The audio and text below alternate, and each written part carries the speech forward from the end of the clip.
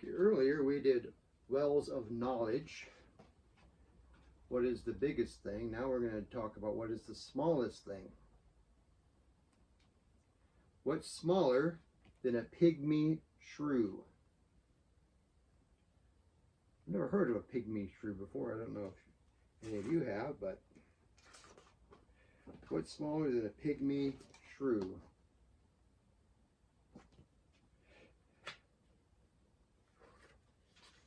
How small would you say that small really is? Is something you can hold in your hand, like a blueberry small? How about a grain of sand? Yes, it's true, we could call those things small, but in this book you'll find much smaller things you cannot ordinarily see. Unless, of course, you look through a microscope.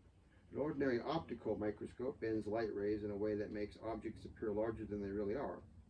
With this, you can see things you may not have known existed. You can discover, for example, that many tiny creatures live inside a single water drop. But did you know that there is a world of things too small to be seen with an ordinary microscope? To see these things, you need to use a much more powerful instrument, an electron microscope, which uses electrons rather than light rays to scan images. This is the kind that many scientists use. The world of the very small is almost unbelievably tiny and hard to imagine, but it's quite real. In fact, it's just as real as a blueberry. Everyone knows you can stretch your mind by thinking big. Do you suppose it's also possible to stretch your mind by thinking small?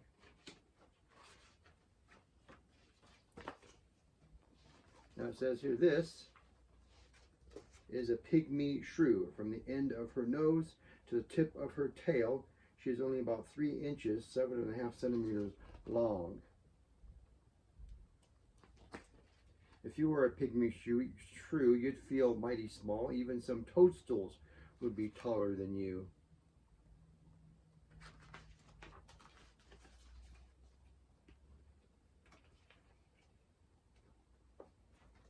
If you happen to meet an elephant, you'd probably think you were the smallest thing in the universe.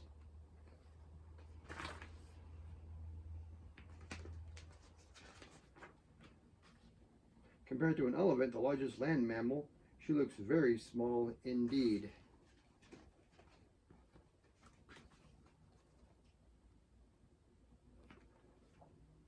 But pygmy shrew, you're not so small, not compared to a ladybug.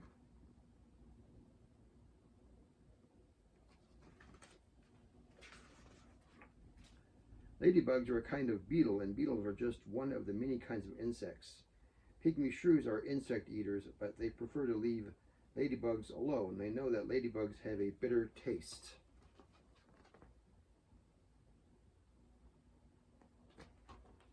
If you were a ladybug, you'd certainly think you were awfully small. For you, a leaf floating in a tiny puddle would be like a boat in a lake. But ladybug, you're not so small.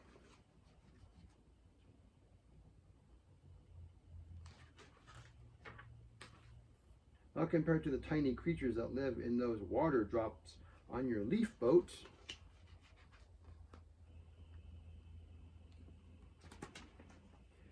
in this water drop there are two kinds of one-celled animals known as protozoa.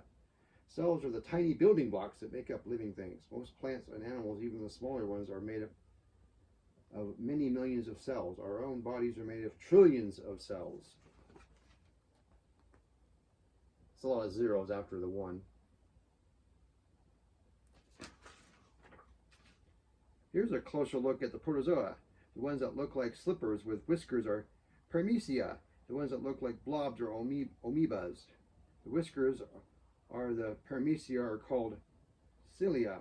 They're like paddles which propel the Paramecia through the water.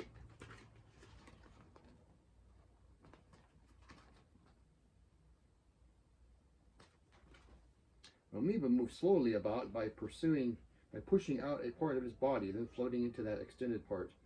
Because of this, amoebas are always changing shape. Paramecia and amoebas are so small that you can barely see them without a microscope. But did you know that even smaller things live inside this drop of water?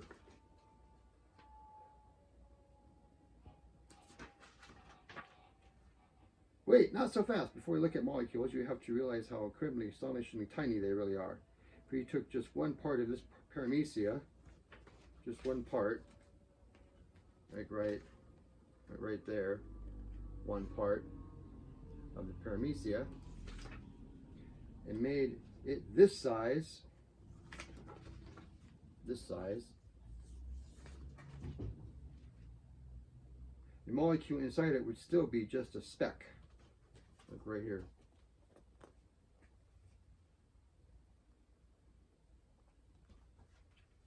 Living cells and most of the other things in our world are made of molecules. There are many kinds of molecules, and some are much bigger than others. To see even the biggest one, scientists must use a very powerful special kind of microscope.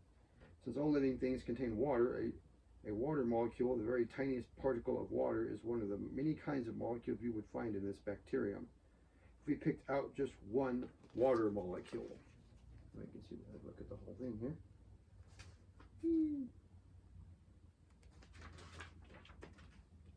And made it bigger, it might look something like this.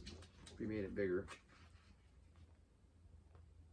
Upside down Mickey Mouse. Here, that way it's Mickey Mouse.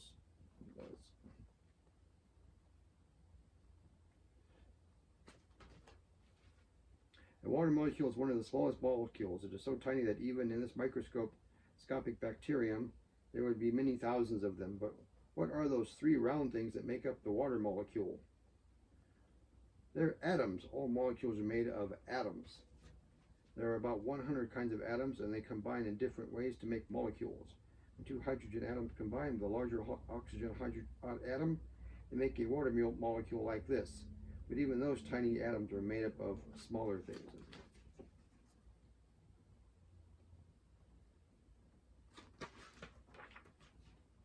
Tiny particles called electrons whirl around within the atom at about the speed of light. So they would appear as a blur like a spinning fan blade. Electrons form the cloudy shells of the atoms. The dot in the center is a nucleus, shown much bigger than it would really be. Like our universe, atoms are mostly empty space. If an atom were the size of a house, its nucleus would be tinier than a grain of sand.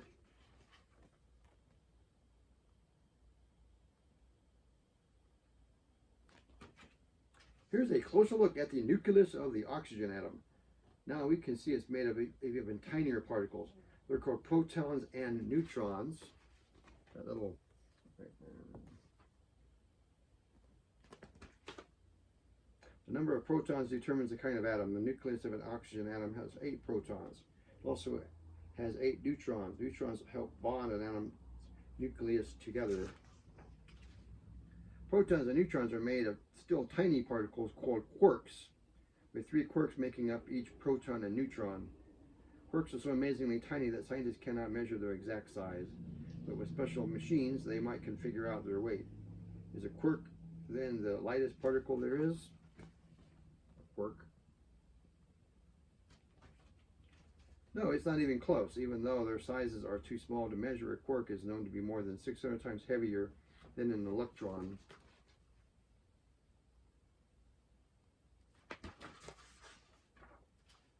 Electrons, protons, neutrons, and quarks. What an amazing assortment of tiny particles. They make up every atom, and atoms make up every physical substance.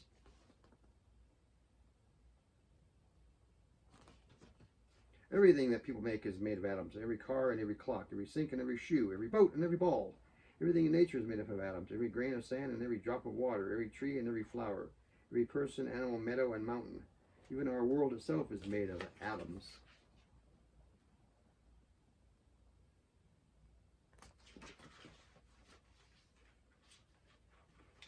So it's every planet and every star, every comet and every asteroid, every moon and every meteor. In fact, every physical thing in the universe is made of atoms. Trillions and more trillions and countless more trillions of atoms. Trillions, that's a big number, trillions.